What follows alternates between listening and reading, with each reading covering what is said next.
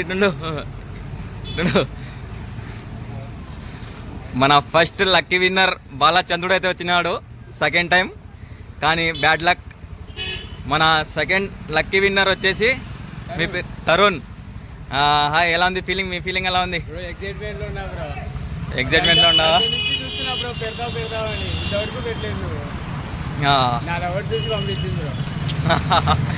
ఎలా అనిపిస్తుంది?